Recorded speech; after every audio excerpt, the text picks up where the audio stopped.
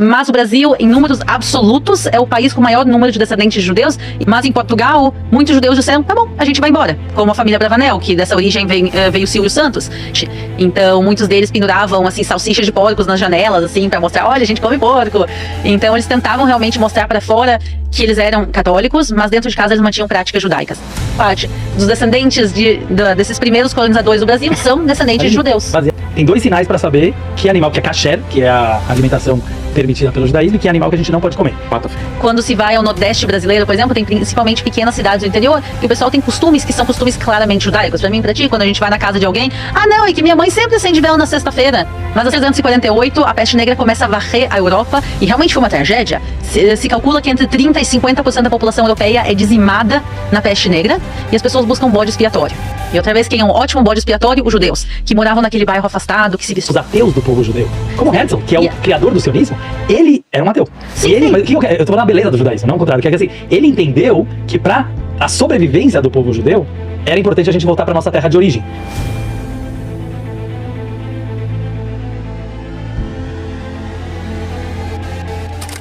Que eu acho que a maior parte dos brasileiros não sabe é que o Brasil, hoje em dia, é o país com o maior número de descendentes judeus. Ah, é? Tem mais descendentes judeus no Brasil do que em Israel.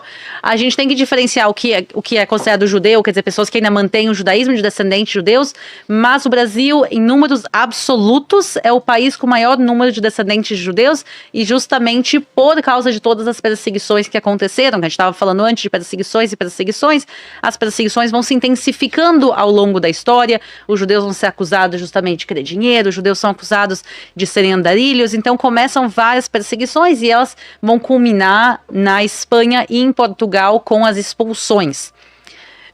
E eu tenho que deixar bem claro como foram essas expulsões. Então, 1492 em Espanha, depois 1496 em Portugal. Eles chegaram para os judeus e disseram, vocês têm sim opções. Vocês não precisam ir embora. Tu tem a opção de se converter ao catolicismo, especificamente ao catolicismo. Tu tem a opção de se converter ao catolicismo. Ou tu tem a opção de ser expulso. Ou tu tem a opção de morrer na fogueira. Também era uma opção. Por isso, na hora que eu falei que não era igual ao Holocausto, quer dizer, tem gente que morreu. Sim, então o que acontece? A pessoa, vamos dizer que morrer na fogueira, eu acho que ninguém escolheu essa opção, mas a pessoa tinha a opção ou de fugir, de ser expulsa, ou de se converter. E principalmente agora a gente vai focar mais em Portugal, porque através de Portugal a gente chega no Brasil. Mas em Portugal, muitos judeus disseram, tá bom, a gente vai embora. Como a família Bravanel, que dessa origem veio Silvio Santos. Quer dizer, muitos judeus disseram, ok, a gente prefere não se converter. Quer dizer, há milhares de anos a gente está mantendo nosso judaísmo, a gente vai continuar mantendo. E aí, muitos judeus começaram a ir embora de Portugal. E levar com eles o conhecimento, levar com eles tudo que eles tinham. E aí Portugal disse, opa, não é bem assim. Eles achavam que os judeus iam se converter. E quando eles viram que boa parte do povo começou a ir embora, eles disseram, ok, mudaram as regras. Nova regra. Vocês podem ir embora ou se converter, mas se vocês escolherem ir embora, os filhos de vocês não vão.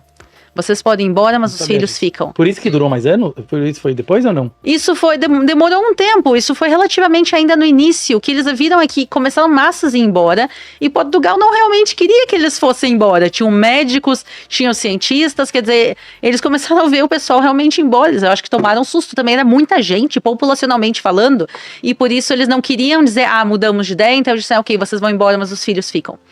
E aí, obviamente, como mãe, eu vou dizer que tu não vai deixar o teu filho pra trás. Muito menos na mão dos tiranos que estavam fazendo isso contigo. Imagina... Ninguém, né? Ia deixar. Ninguém. Então, o que a gente vai fazer? E aí, muita gente escolheu uma opção que não existia, que é se converter falsamente. Quer dizer, tu ficava, dizia que se convertia, mas mantinha o judaísmo secretamente em casa. E quando a gente fala de pessoas queimadas na fogueira, eram essas pessoas. A Inquisição não perseguia judeus. A Inquisição perseguia judeus que não tinham verdadeiramente se convertido. Os marranos, não? Exatamente. Eles têm vários nomes. Marranos, cristãos novos, anusim em hebraico. Então a Inquisição perseguia essas pessoas. Os que se diziam católicos, mas não eram realmente. E mantinham práticas judaicas. E a gente está falando aí então, eles pesquisaram, quer dizer, eles invadiam as propriedades, quer dizer, eles tentavam descobrir, investigar que judeu que falsamente se converteu para o cristianismo. Exatamente, essa era a Inquisição, por isso eles iam e pesquisavam para saber quem era, e muitas vezes os próprios vizinhos contavam quem eram.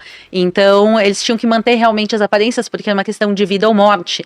Então, muitos deles penduravam, assim, salsichas de porcos nas janelas, assim, para mostrar, olha, a gente come porco. Então, eles tentavam realmente mostrar para fora que eles eram católicos, mas dentro de casa eles mantinham práticas judaicas. E aí, 1500, que é logo depois, se descobre o Brasil, que a gente chama de descobrimento do Brasil, e aí começam as caravelas, começam as viagens para o Novo Mundo. E quando os judeus ouvem, tem uma maneira de ir embora, levar os teus filhos, levar as tuas coisas, e ainda talvez dá certo, porque vamos dizer o seguinte, viajar da Europa para o Brasil nessa época era extremamente perigoso. Tanto a viagem em si, tu não sabia onde tu estava chegando, não era um grande negócio. Tinha as pessoas que gostavam, exploradores. Calma ali, não tinha o Brasil? Quer dizer, era pra Índia, não é? Ou é mentira essa história? Não, é o seguinte, eu tô falando a partir de 1500. No momento que descobriram, tinham terras aqui, obviamente não é o Brasil como a gente conhece hoje em dia, mas é o que hoje em dia é o Brasil. O novo mundo, as novas terras, e por isso, quando deram a oportunidade de fugir, muitos dos que subiram nesses navios eram o que a gente chama de cristãos novos, eram judeus que estavam fazendo de conta que não eram judeus, ou judeus que tinham se convertido, mas forçadamente.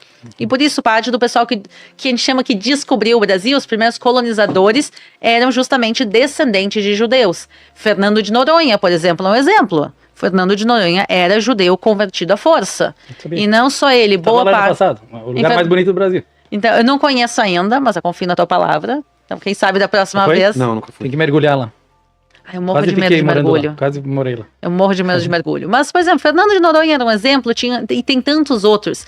E aí, boa parte da primeira colonização do Brasil, principalmente do Nordeste do Brasil, depois também a região de Minas Gerais, muitos eram judeus fugitivos, ou que realmente se converteram, ou que mantiveram o judaísmo secretamente em casa, mas a gente está falando aí que passaram 200, 300, 400, até 500 anos passaram de então, e a maior parte dessas pessoas perdeu o judaísmo, de tão secretamente que era, foi cada vez passando menos e menos geração, e aí acabou muito disso se perdendo. Mas se a gente for olhar, boa parte dos descendentes desses primeiros colonizadores do Brasil são descendentes de judeus. Baseado no que a gente falou no começo, né, de o que é judeu e quem é judeu, pela probabilidade, né, até pegando pela lei judaica, né, da mãe judia, grande parte da população brasileira, mesmo sem querer e sem saber, vai ser judeu, essencialmente falando, né, pela lei judaica, porque se você tem, né, da época de 1500 até 2024,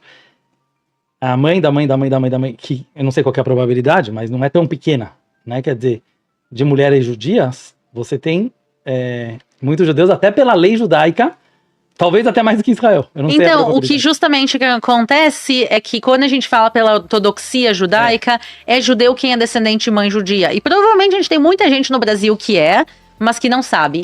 E o principal não tem como provar. Como um brasileiro pode verificar se ele tem alguma origem judaica? Tem algumas maneiras. A primeira mais fácil é simplesmente olhar o sobrenome. Porque quando um judeu em Portugal, há 500 anos atrás, se convertia, verdadeiramente ou falsamente, não importa, se convertia, ele não podia continuar usando o sobrenome Levi, Cohen, Abraham. Eram sobrenomes que eram claramente judaicos. Então eles tinham que trocar os sobrenomes, e muitos deles trocaram para sobrenomes, que são plantas e animais. Então aí Oliveira, Parreira, Leão, Pinto, Leitão. Leitão também. Leitão. Também mas explica, posso falar uma coisa legal? Por que marranos eu acho que é porco em espanhol? Marranos é porco. Né? Por quê? Porque, olha que legal. A Bíblia tem os animais que a gente pode comer, só misturando os assuntos, que a gente pode comer e que a gente não pode comer. Tem 2 sinais para saber que animal, que é kasher, que é a alimentação permitida pelo judaísmo, e que animal que a gente não pode comer. Pata fendida? Pata fendida, né? Que tem animais que tem uma pata única, que seria o cavalo, que ele não é kasher, e você tem a vaca, por exemplo, que a gente pode comer a carne da vaca e do boi, que ela é fendida, quer dizer que ela tem uma divisão. E o segundo sinal é ruminante, o animal ele tem que ruminar, tá? Todos os animais que são kasher, eles têm esses 2 sinais. Todos os animais que não são kasher, eles têm uma pata única e eles são ruminantes. Para quem não sabe o que é ruminante, aqui ele engole e devolve para a boca várias vezes, né? Acho que 7 vezes até digerir. O cavalo, por exemplo, ele é ruminante, mas ele tem uma pata. O único animal que ele mostra ser kasher, que ele tem a pata fendida, mas ele não é ruminante, é o porco. Por isso que o porco é tão famoso como um animal não kasher, porque ele finge ser kasher, porque ele tem é o único animal de toda a biologia, você pode procurar, né, de toda, como chama, a ciência, né, que ele tem a pata fendida e ele não rumina. Então, quer dizer, esses judeus, de alguma forma, eles mostravam ser cristãos, eles até precisavam expressar essa fé, só que ao mesmo tempo, dentro de casa, eles mantinham as tradições judaicas.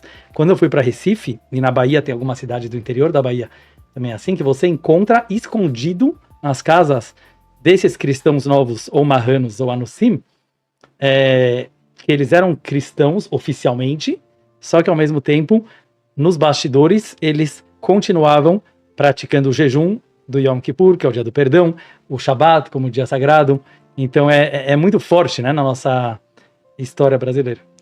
Não, então justamente... Era isso, né, o marrano? Então justamente esses são os marranos. Então acabavam que eles tinham esses sobrenomes de plantas e animais. Obviamente só isso não é suficiente, mas é uma das coisas que quando vai, como tu falou, quando se vai ao Nordeste brasileiro, por exemplo, tem principalmente pequenas cidades do interior, que o pessoal tem costumes que são costumes claramente judaicos. Pra mim, pra ti, quando a gente vai na casa de alguém, não, é que minha mãe sempre acende vela na sexta-feira, mas acende vela no quarto.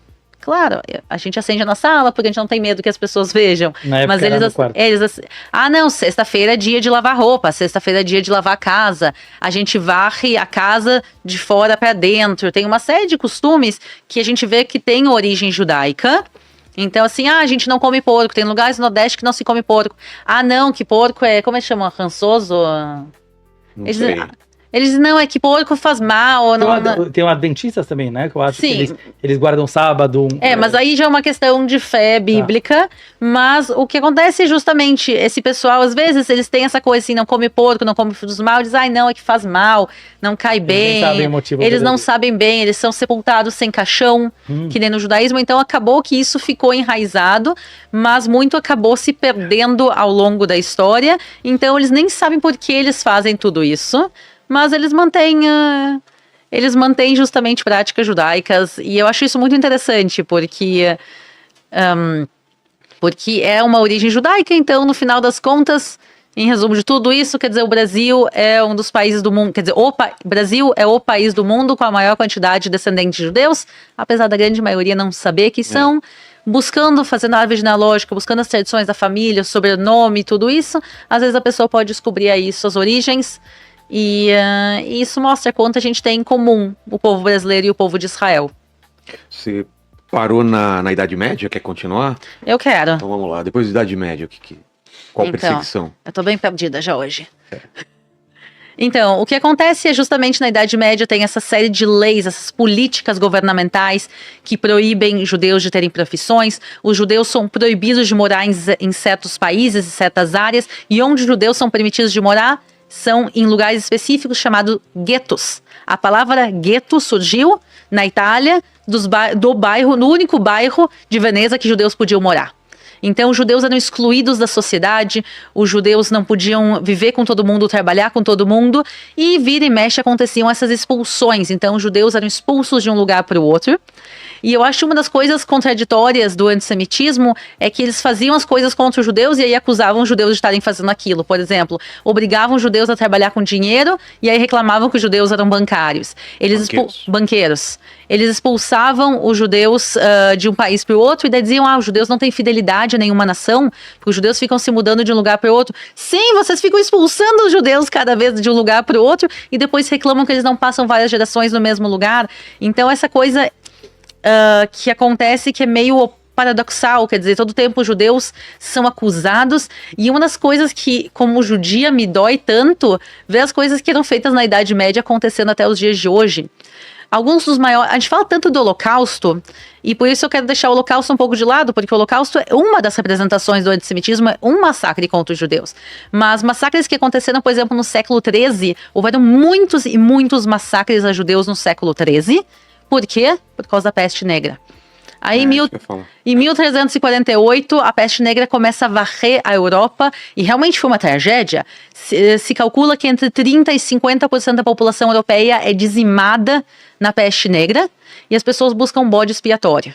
E outra vez, quem é um ótimo bode expiatório? Os judeus, que moravam naquele bairro afastado, que se vestiam diferente. E aí o boato que rolava na Idade Média é que os judeus estavam envenenando os poços de água e por isso os judeus estavam causando a peste negra. Então, cada país, cada região que chegava a peste negra, aconteciam massacres de judeus. Porque a maioria deles não pegava peste negra, é isso? Então, há discussões se Tem. quanto isso é verdadeiro ou não. Há teorias que os judeus realmente morreram menos de peste negra ou não. Então, a gente não tem certeza, assim, eu não quero dizer enfaticamente, porque há discussões no mundo acadêmico. A maior parte acredita que os judeus morriam menos, mas ainda há vozes que discutem isso. Mas o fato é que os judeus não eram permitidos de morar no centro da cidade. O centro da cidade era sempre mais sujo, mais povoado, tinha mais rato, tinha mais peste negra. Então, E as pessoas circulavam entre elas e podia passar mais fácil. Exatamente. Muitas vezes, quando tinha pragas, quanto mais densa a população, mais praga tem. Os judeus têm uma série de leis que obrigam a higiene. Os judeus são obrigados a lavar a mão. Os judeus são obrigados a tomar banho. Que hoje em dia é óbvio, mas a gente está falando de 1300. As pessoas não tomavam banho. Tinha gente que nem uma vez por ano tomava banho. Nossa. Falo com você, Tuti. Os judeus são obrigados uma vez por ano a limpar toda a casa e tirar toda a comida, lá esfregar os cantinhos e não deixar comida que acabava ficando para os ratos, e os ratos transmitiam a peste. Então há uma boa chance realmente que os judeus morreram menos da peste, e daí eles olhavam e diziam, os judeus, então, em vez de pensar, porque essa seria a lógica. A lógica de uma pessoa normal, de um povo normal, talvez, os judeus estão morrendo menos de peste negra. O que eles estão fazendo de certo que a gente não está fazendo? De diferente para a gente aprender com eles. Porque talvez eles estejam fazendo alguma coisa que esteja salvando eles. Mas não, o pensamento deles é olhar para os judeus, se eles estão morrendo menos, é porque eles estão causando isso. E fizeram massacres na Idade Média por causa da peste negra. E a propósito, em 2020... com o Covid, aconteceu a mesma coisa. O número de casos de antissemitismo no mundo cresceu exponencialmente em 2020 por causa da pandemia, do Covid. Inclusive aqui no Brasil. Aqui a gente tem as estatísticas da Polícia Federal em relação ao número de casos de ataques antissemitas. Cresceu exponencialmente durante o Covid. E por isso é muito bizarro, porque a gente às vezes gosta de achar que a gente é evoluído. Vivemos no século XXI, as coisas hoje em dia são muito melhores. A gente não é irracional como aqueles camponeses, aquelas pessoas de 1300, não. Igual. É igual. Na primeira oportunidade que a gente tem de botar à prova as pessoas estão caindo aí em armadilhas. E como a gente viu no Covid, teve muito antissemitismo e agora a gente está vendo a mesma coisa. O que a gente via na Idade Média, as pessoas dizendo os judeus estão bebendo sangue de criancinhas, hoje em dia a gente está vendo a mesma coisa, porque a nova face do antissemitismo, do ódio aos judeus é o antisionismo. E ninguém aqui nos comentários venha dizer que não é a mesma coisa, porque é. É muito feio dizer que tu não gosta de judeu. Pelo menos... Pega mal, depois do Holocausto pega mal. Depois do Holocausto pega mal dizer que tu não gosta de judeu. Então as pessoas dizem, não, eu não sou anti-judeu, eu não sou antissemita, eu sou anti-sionista. Meu problema é com o sionismo. Pessoal, o que é o sionismo? O sionismo é um movimento que é a favor da criação e manutenção do Estado de Israel. O sionismo não impede a criação de um Estado palestino. Por quê? É impressionante. Não é uma questão territorial. Exatamente. É importante falar, o sionismo não é uma questão religiosa. Aliás, todos os primeiros sionistas, eles eram ateus. Eles nem acreditavam em Deus, muito menos na Bíblia. Era uma questão inteligente. Depois de 3.000 anos de perseguição histórica do povo judeu, falaram, temos uma solução para o problema judaico. E esse é o único motivo que a ONU aceitou a criação do Estado de Israel. Não porque a ONU é religiosa ou bíblica ou curte os judeus. Mas a ONU não aguentava mais a encheção do saco dos judeus, causando problemas, entre aspas, em toda a terra que eles iam, porque as pessoas odiavam, e falavam, vamos abrir... Desculpa a piada, tá bom? Mas vou falar, tipo, porque é mais ou menos isso. Vamos abrir um manicômio só pra eles. Terra de Israel. Porque não era uma coisa assim totalmente salvadora e religiosa. É importante as pessoas entenderem. O sionismo ele veio como uma ideia matemática de falar, vamos tentar uma coisa que nunca foi feito antes na história. Fundar um Estado que a gente bota todos os judeus convivendo entre eles e eles não vão mais sofrer perseguição. Aliás, desculpa interromper a história da Aline só para dar um comentário, muita gente na época queria que esse Estado judeu nem fosse em Israel. Fosse na Argentina, na Patagônia, né? Ou na Uganda. Ah, é? Não é? Sim, Ou seja, não era importante que fosse lá. Para alguns mais religiosos, sim. Mas por que eu tô enfatizando isso, Aline? Para falar assim, é mentira que existe aqui uma briga territorial ou uma briga religiosa. Obviamente agora, depois da gente ter transformado aquele deserto que não chovia, que não plantava. O meu tio-avô morava no Brasil, uma vida super boa, como milhões de sionistas, e eles abandonaram a vida boa que eles tinham nos Estados Unidos e em Israel, e eles foram para o meio do deserto para arar, plantar e construir aquilo que nós temos hoje, que é um milagre do Oriente Médio, a única democracia entre 22 países do Oriente Médio, única democracia até hoje. Tem países bons lá, mas continua sendo ditadura, mas aconteceu de ter um rei bom. A única democracia é Israel. Então você que é defensor da liberdade, da democracia, da parada gay, de todas as, né, do feminismo, o único lugar que você vai encontrar isso é em Israel. Então para de ser hipócrita, porque isso é sionismo, né? Sionismo é isso. Então, o sionismo é justamente a ideia da existência de um Estado de Israel, sim, na terra de Sião. Houve sionistas que acreditaram que não seria possível lá e era melhor fazer fora do que não ter. Mas eu acho que tem sim um elemento muito importante de Sião. Por quê? Por quê, Aline? Tipo, pensando cientificamente, laicamente falando, por que era importante que fosse lá? Porque a gente não está falando da independência de qualquer pessoa. O sionismo é a autodeterminação do povo de Israel. E a terra de Israel, ela existe. Historicamente é nossa. Assim, a gente pode falar de várias coisas e é importante... É engraçado que o Rabino tá sendo advogado do diabo, eu tô falando que não precisava ser lá. E não, mas assim, a gente... mais moderna está falando que tinha que ser lá. Então é o seguinte, a gente está falando a autodeterminação do povo de Israel. A gente tem a nossa terra de Israel. Porque eu não acredito que Israel seria o mesmo em outra terra. Certeza que como os judeus puderam viver ao longo da história em outros lugares, nunca foi a mesma coisa. Eu também acredito nisso, mas eu quis mostrar o advogado do diabo no sentido assim, que o mais importante era a sobrevivência depois do holocausto que aconteceu no holocausto. Ou seja, depois de eliminarem 6 milhões de judeus, tinha que ser feito alguma coisa. Não, o movimento... E as pessoas não entendem que a gente está lutando mais pela nossa sobrevivência do que por um pedaço de terra, correto ou não? Então, o movimento sionista, ele é muito anterior ao holocausto. O movimento sionista é muito anterior ao nazismo. Quer dizer, a gente está falando do movimento sionista, a gente está falando 1820, a gente já tem movimento sionista, pessoas imigrando para Israel. Mas já era uma luta pela solução pela autodeterminação do povo de Israel, porque a gente viu como é que é viver em terras estranhas. Porque, primeiro, é que os judeus queriam e precisavam do Estado de Israel. E esses são os dois elementos. Os judeus sempre quiseram voltar para a sua terra, porque tu, como judeu aqui no Brasil, tu ora voltado para Jerusalém. Entendi. É parte da nossa história, a gente quer voltar para lá. Mas eu não estou discutindo, eu quero te mostrar que assim, eu pensei agora um exemplo que igual o peixe não mora fora do aquário, exatamente. Até os ateus do povo judeu, como Herzl, que é o criador do sionismo, ele era um ateu. Sim, e ele, mas eu tô falando a beleza do judaísmo, não o contrário, que é que assim, ele entendeu que para a sobrevivência do povo judeu, era importante a gente voltar para nossa terra de origem. Mas não era uma questão territorial no sentido de querer aumentar terras, certo? Ou de a gente não tinha nada. A gente queria do 0 ao 1, na realidade. E o que acontece, Herzl, que é o criador do sionismo político, a gente está falando aí do final de 1800, ele... não era sionista, ele criador do sionismo político, mas ele não era sionista. Ele era a favor da assimilação. Ele dizia que os judeus podem morar em qualquer lugar, se a gente suficientemente se adaptar à cultura local do país, a gente pode viver no país. E por que hoje Mas o que aconteceu? Ele era a favor da assimilação, ele dizia, eu vou ser um judeu vivendo aqui no Império Austro-Húngaro, onde ele morava na maior parte do tempo. E aí acontece o caso Dreyfus. O caso Dreyfus foi um caso antissemita muito, muito famoso. É importante, né? Contar que muita gente não conhece. O que foi o caso Dreyfus?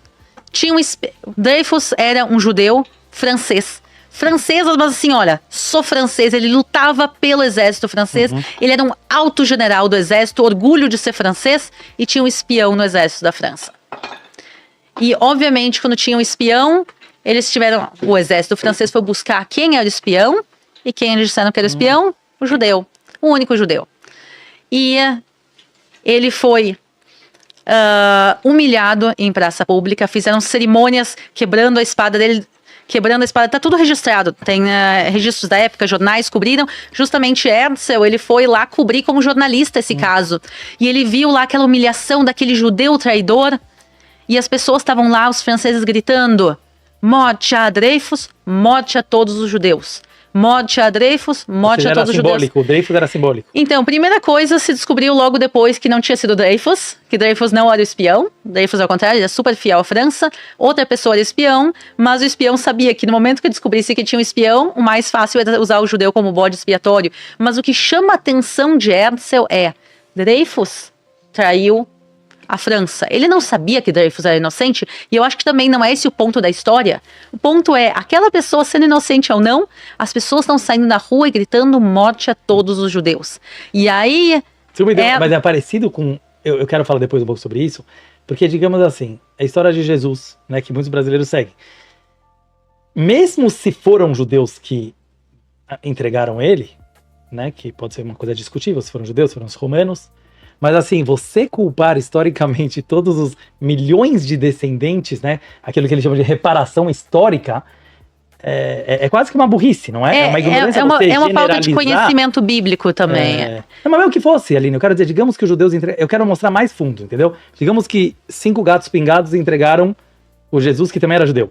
Entregaram os romanos. Eu sou culpado 2.000 anos depois, entendeu o que eu quero dizer? Quer dizer, como você pode culpar pessoas que não tiveram nada a ver? Vou dar um exemplo. Por exemplo, hoje em dia o país, me corrija se eu estiver errado, o melhor amigo de Israel na Europa é a Alemanha. É a Alemanha, sim. E há 50 anos, 70 anos estava acontecendo a pior desgraça do povo judeu. Ou seja, o judeu não guarda rancor. O judeu, ele tem uma questão que muitos voluntários hoje nos kibbutzim de Israel, eles são alemães, netos de nazistas e filhos de nazistas e bisnetos de nazistas, que eles estão lá. Quer dizer assim, é quase que uma ridicularidade você culpar o neto pelo pecado dos avós. Então, no judaísmo existe essa questão que a culpa não é hereditária. Exato. Mas, justamente... Não é uma coisa lógica? Não é uma coisa lógica, mas era uma coisa que estava acontecendo na França. E Herzl, que acreditava que se suficientemente a gente se adaptar à cultura local, a gente vai conseguir sobreviver e viver bem, ele entende que não. Porque Dreyfus fez de tudo. Ele se vestia como todo mundo, ele falava como todo mundo, ele tinha orgulho de ser francês, ele servia no exército francês e na primeira oportunidade foram lá e humilharam ele em praça pública e gritaram para a morte judeus. E aí Herzl olhou e disse: opa, aqui a gente tem um problema, aprendi uma coisa nova. Eu aprendi que não importa o que a gente faça, a gente jamais vai ser aceito. E por isso a gente precisa de um lar judaico, para a gente